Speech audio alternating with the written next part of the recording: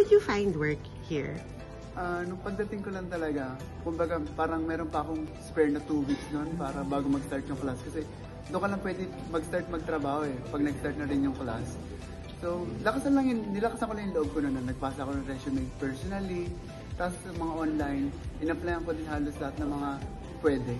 Okay, and did you use the KPU International Services to help you find work or help you in your... Opo, kumbaga yung sa school din naman kasi meron sila yung career connection, tapos makakahanap ka rin din ng mga work na possible na part-time. So pwede ka rin mag-browse doon. Then nakapag-apply din naman ako doon. Okay, and then what would you recommend students really when they arrive? How will they really try to initiate themselves to find a work while they're studying? Lakasan lang yung loob na magpasa ng resume. Huwag mahiya na, ay baka wala nagpapasa. Bigay nila sa lahat ng mga store kasi kumbaga willing naman silang tanggapin. Tapos kapag naghahanap talaga sila, talagang tatawagan ka naman nila.